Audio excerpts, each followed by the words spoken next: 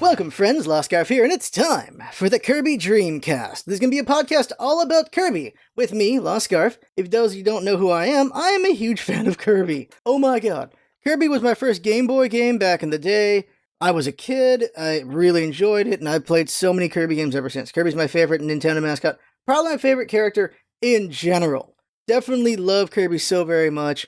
I've got way too many Kirby plushies, way too many Kirby things. It's a little pink up in here, that's for dang sure. Big fan of Kirby. So, this podcast is going to be all about Kirby. We're going to do stuff like, we'll have like focuses on Sakurai, focus on Iwata, other people who are responsible for Kirby being made. We'll talk about every single game for sure, a lot of just did you know stuff as well, besides just talking about the games themselves, my thoughts on them, stuff like that. But a main through line we're going to have as well is we're going to go over the entire Kirby Right Back At Ya series. That's 100 episodes right there. In Japanese it was called Hoshino Kirby, which is Kirby of the Stars. And this first episode is going to go over episode 1 of Right Back At Ya. Going to go over just like a summary of the entire show, interesting facts and stuff about the episode itself, and it should be a lot of fun. I really have been wanting to do this podcast for like a year or so, and we're going to do this thing, and I'm going to stick to it. It's going to be great, and oh my god, I think it's going to be fun. I'm really enjoying watching the show. I haven't seen it since I was a kid. I'm going to enjoy playing all the games again. I own nearly all the games. The only ones I don't have are the 2DS ones. The 2DS and the advanced ones are the only ones I don't own, but emulators do exist, so there's that. But the plan is to play every single Kirby game as we go, and there'll be episodes focused on them. So like the original Kirby, and then 2, and then the NES one, and so on and so forth. But let's get going with Kirby Right Back At Ya. So Kirby Right Back At Ya was an anime made in Japan in 2001. It was called Kirby of the Stars, or Hoshino Kirby. It came to the US in 2002 under 4Kids. Some of you might know who 4Kids are. They heavily censor animes when they bring them over, which a lot of people don't like, but there is some charm about 4Kids. There is a lot of censorship, and you'll see some violence that is going to be cut out of the Kirby cartoon, but there's actually still a lot of violence still in there. And like blood and certain things get edited out. Not a lot in Kirby, but in other animes, which you might know them from Yu-Gi-Oh! And stuff like that, or even Pokemon. The show is considered an alternate universe version of Kirby, though. Like, you'll see a lot of elements in this that are from the games, but it is like just different way they do some things. It's going to be a little bit weird here and there. So the games in this are separate universes, but the show did have influences on the games for sure going forward. This show, if you didn't know, came out a little bit after Kirby 64. From what I can tell so far, there aren't really any elements from 64 in this, like there's no Ribbon or Adeline or any of that stuff, but as far as the games before 64, they definitely have influences on the show. As I said before, the show lasted 100 episodes. The story's conclusion was in 2003 for Japan. In the US, it took as long as 2006. It took a while to get there. And I know I've only, when I was a kid, seen maybe half the episodes. So I'm really excited to see episodes I never saw before. And revisiting episodes I did see. I'm really excited about that. So the first episode is called Kirby Comes to Cappy Town. The show opens with a star wipe on Takori is how you pronounce his name, sleeping in his nest, and we see a farm of sheep that gets attacked by a giant octopus. We all know how this is gonna go. So a farmer comes out, and there's just sheep bones everywhere. Like, there's just so many sheep bones, it's crazy. And octopus just flies away back to Dedede's castle. This is 4Kids. I didn't expect us to see sheep corpses all over the dang place. Surprised they didn't just cut to the octopus flying away after it grabbed the sheep. But there it is. Right after that is the opener, Kirby, Kirby, Kirby. I didn't know that was the name of the song. It's called Kirby, Kirby, Kirby. And it's such a good song. I love this song. Like, so an interesting thing about the opener and the sound in general is, aside from Kirby's voice, everything is new. They made a new opener, new music, new sound effects. None of it is from the original anime. If you were to watch the show and then watch the original anime, there's tonal differences in just how the music's played. Just everything's so different. Like, watching the first episode in Japanese and watching it in English, just to compare it personally, there's just things that it just feels a lot calmer and easygoing in the Japanese version, where it's a little bit more amped up in the American version for sure. The visual elements of the first Japanese opener, which is called Kirby March, are in the American opener. The music was more circus and parade-like, which is why you see so much circus stuff in the opener. It even has a point where Kirby is juggling as a clown, which I think has got to be an influence on 3DS Kirby Clown Kirby. This opener also shows what happens to Kirby a lot in the anime in general, which is life kicking Kirby around. There is a second opener which started episode 71 for the Kirby anime, which is also pretty great. They talk about the Tambourine of Dreams, and it just tickles me that I think they're calling Kirby the Tambourine of Dreams, and I'm like, that's an interesting name for Kirby, because he gets beat a lot, just like a tambourine. So Kirby was made by Norman J. Grossfield and Ralph Schuckett. Now, Norman J. Grossfield, this is interesting, was at one point the president of 4Kids. He wrote the scripts for every Pokemon movie up to 2005.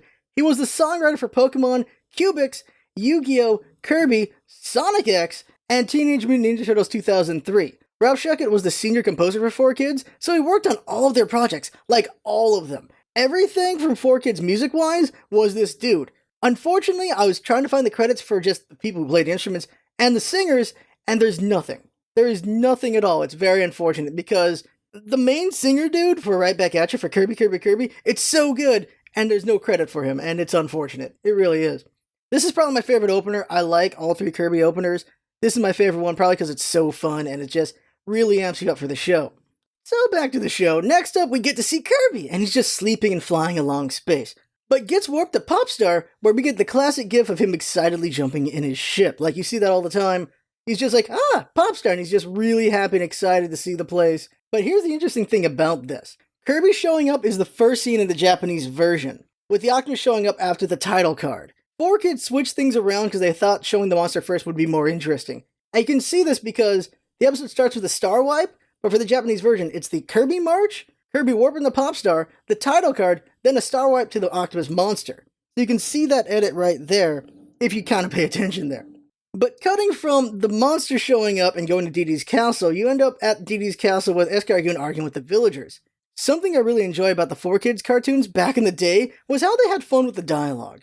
The villagers say they saw a giant monster with a big appetite come to the castle, and Escargoon says that it's just King Dedede. For the Japanese version, he just tells them they're wrong. That's it, but the English version has fun with it, and I like that. And there's going to be a lot of puns in this, and I like puns, so really appreciate the writing in this show. And here's our introduction to King 3DD. They experimented with a lot of 3D and 2D in this anime. It was 2001 after all, so 3D isn't perfect. The only characters who get the 3D treatment are King Dedede, Escargoon, Kirby, in the future it'll be Dynablade, and certain monsters will also be 3D'd as well. So it's pretty interesting to see the 3D. It will clash here and there. It sometimes will fit, but for the most part, is gonna clash with the 2D. But I like that they experimented with it, and sometimes it looks pretty good. After meeting King Dedede for the first time in the show, then you get to meet Tiff and Tuff and their parents, Sir Ebram and Lady Like, which is a funny name, say Lady Like. They accuse Escargoon of lying, which he responds with saying their parents should slap them. Sir Ebram mentions that King Dedede does like his monsters, and Escargoon gets mad at him since he works for Dedede, so he should be on their side. Escargoon wants to put them in the dungeon, and now we get to meet a southern liar. I mean King Dedede. We actually get to see him talk now, and they gave him a southern accent. I'm really curious why. There's no indication in anything that King Dedede should have a southern accent, and yet he does. He says it's okay because all he's got is a little octopus in an aquarium and laughs off their accusations. Tiff looks at the octopus in the aquarium accusingly with the weirdest dumb face I've ever seen, and the octopus looks back angry. Then the villagers show up over at Kaboo. So if you've played the Kirby games, then you'll recognize Kaboo, but maybe not the Cappies. The Cappies are the mushroom enemies that dance around in the game. You suck up their hat first, then you can suck them up, while Kaboo, of course, is that spinning Moai head thing. While Tiff and Tuff and their parents are completely new. They're a new species in this show. They're not actually anything from the game. So they're just there for, well, to give Kirby friends later in the show. Now, Falala and Fololo, you may recognize as La La La and Lololo from the first Kirby game. They are the second boss of that game. They're trying to kill Kirby, he kills them back instead. But they are actually old properties from HAL. HAL made games for the computer called Agerland. They actually made 9 games across the years between computer, NES, and Game Boy, and I also believe Super Nintendo. And there were Agerland games or Adventures of Lolo games. So these guys are here, but they're very minor characters who are servants of Tiff and Tuff in the Japanese version. In the English version, they're just friends. So they're all there to go to Kaboo for advice, and he tells them that King Dedede has been summoning monsters with the help of the company Nightmare Enterprises, or NME. They ask what they can do, and Kaboo's like, you guys can't do anything. This of course distresses them, but he tells them that a Star Warrior named Kirby is coming to help. Tiff imagines an attractive warrior is coming, and that of course is not going to go well for her. But King Dedede and Escargoon show up in a tank and threaten to kill Kaboo, telling him he's lying and that they're going to shoot him. Kaboo says, I can see the future and you're not going to shoot. And they're like, no, we're about to shoot, what are you talking about? But he's proven right, because as they're about to fire, a star falls from the sky. It's Kirby! At about 6 minutes in the show, Kirby's ship crashes into Dreamland and wrecks some sheep and stops short of falling off a cliff. These poor sheep don't have a very good day. Everyone comes to the crash, and Kirby falls out.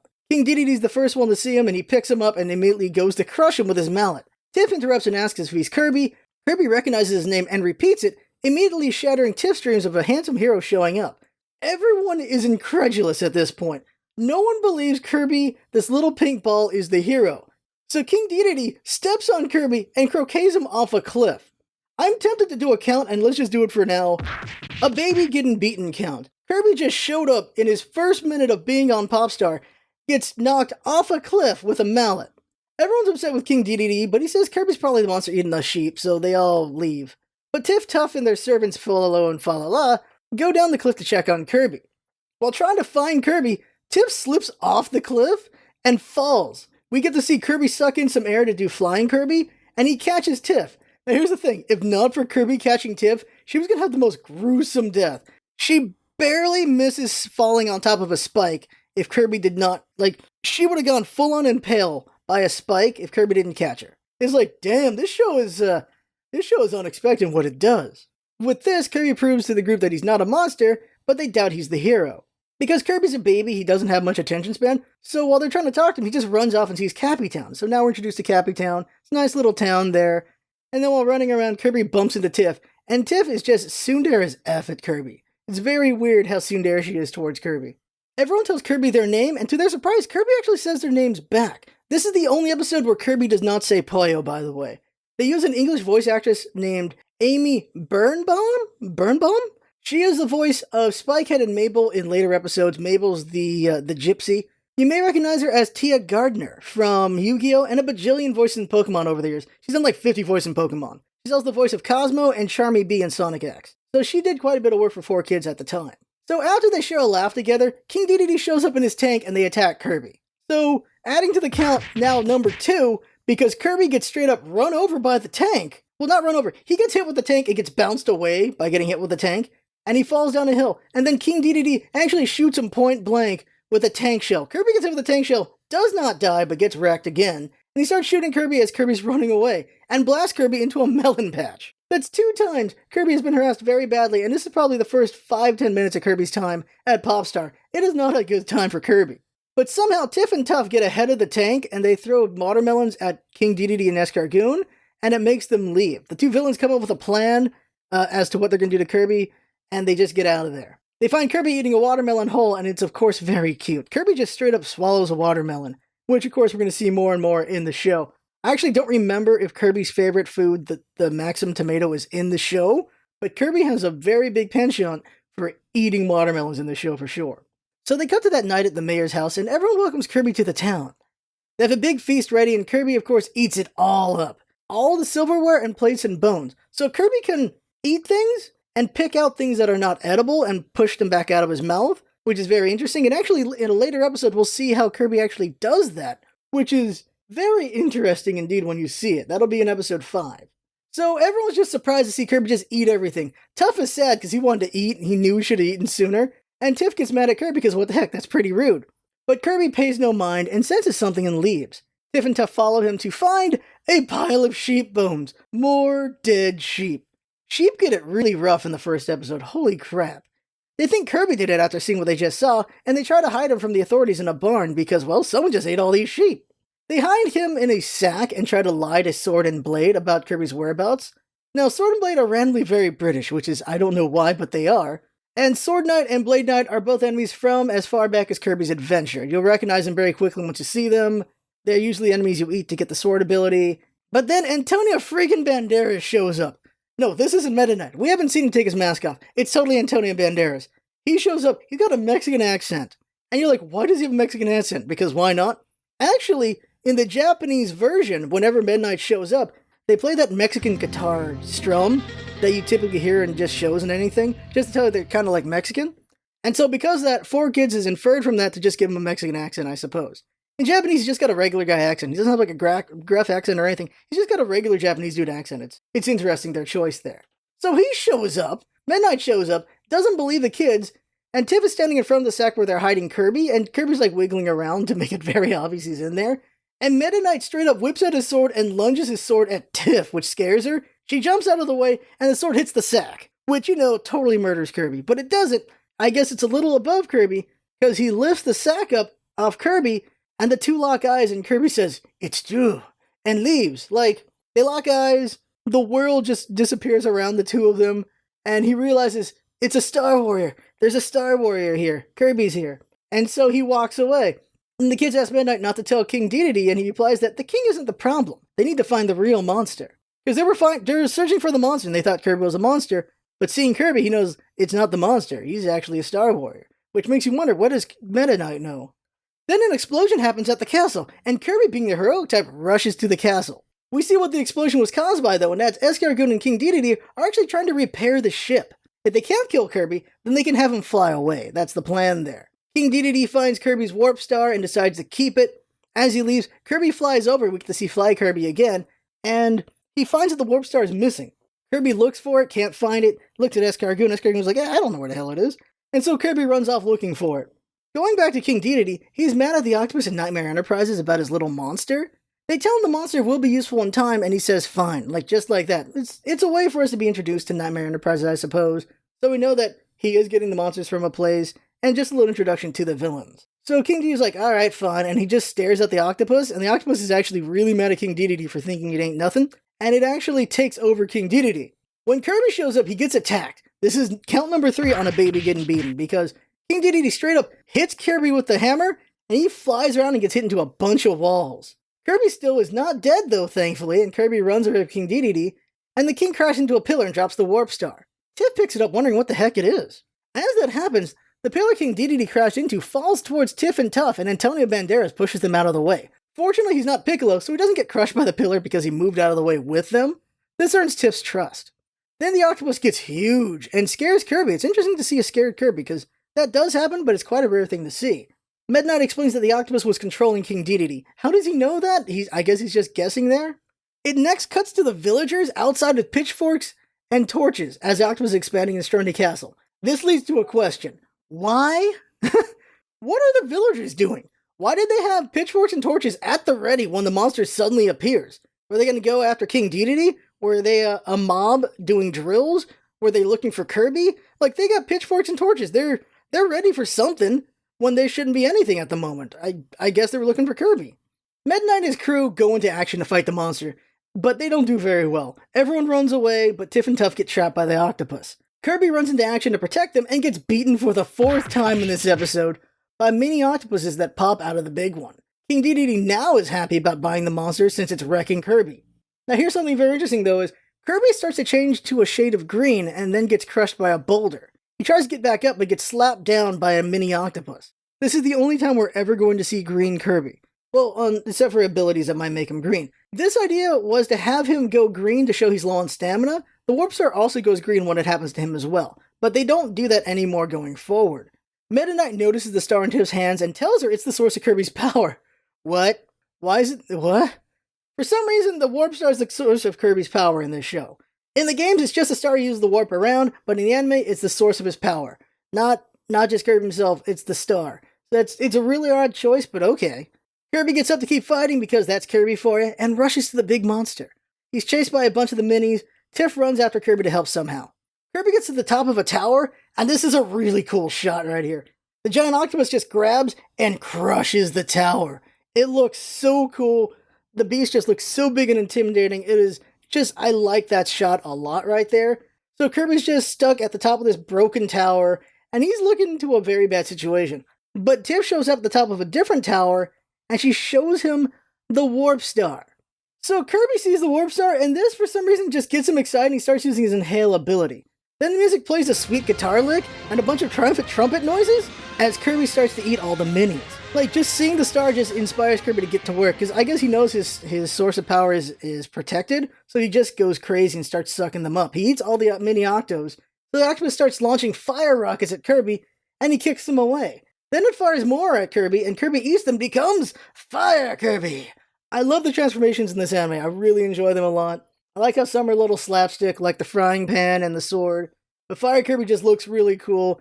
And Meta Knight again explains that Kirby can copy enemy attacks and transform. Meta Knight knows a lot. The monster uses fire attacks on Kirby, but it does nothing. He's Fire Kirby now. So Kirby fires fire back and it hurts the octopus. Then Tiff, for some reason, throws the star at Kirby, and he jumps on it like a nimbus cloud and flies around on it, and avoids the monster's attacks, eventually firing a big fire breath that blasts the monster into the sky. Kirby then lands back on the castle, and everyone but King Dedede is happy about it. Also, I guess we're just to assume he murdered that octopus, or the octopus is just gone and won't bother them again, I guess.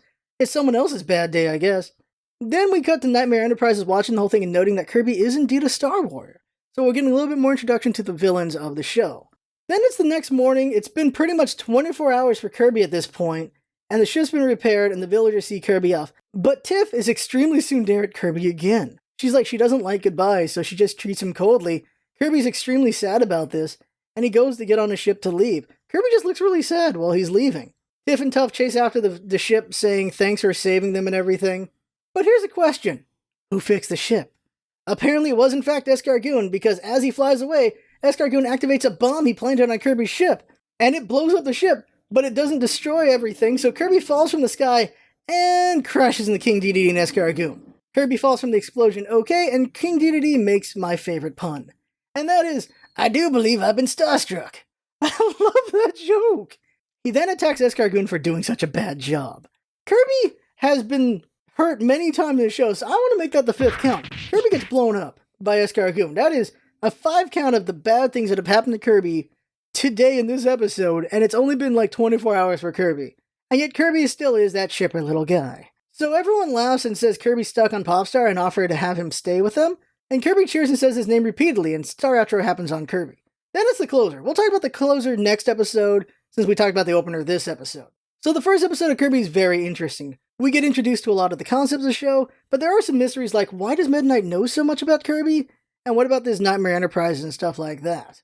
Right Back At Ya is kind of like the Mario Brothers movie, honestly. It has a lot of the elements of the source material, but used in a lot of different and inaccurate ways. Still, this first episode was very enjoyable, and I couldn't wait to see the next episode, so I did watch it right after. And we'll be talking about that in the next episode. And I just really enjoy the show. It's a very cute show, good slapstick. I like the American version because of the puns. Like, the Japanese version has its own way of being funny, but the American version, like, you can watch both and enjoy it for different reasons. That's something I really appreciate about this. 4Kids didn't just straight up translate it. They made it their own a bit, and they have these fun puns and just interesting references, and I think it's very enjoyable because of that. Some things I didn't mention earlier is King Dedede's tank is military colored in Japanese version. They colored it to be more like King Dedede in its color scheme, just how it looks. And I think that's pretty good. I like it better because it's just a boring military tank in the Japanese version, but in the English version, it's got more to it, and I like that. They never name drop it in the dub, but the octopus's name is Octocon. Apparently, this is one of the few episodes where Kirby goes into action without others telling him to. I think this is because multiple times in the show in general, whenever trouble happens, Tiff and Tuff tell Kirby to do the inhaling first. Kirby doesn't just straight up do it, they tell him to do it. Like, Kirby, I guess because he's a baby, doesn't realize he should be attacking, so he usually gets beat up quite a bit. And that's all the interesting notes about the first episode of Kirby Right Back At Ya. Something else to note is there will be times when the episodes are in a different order from the Japanese version, and when that happens, I'll note that as well.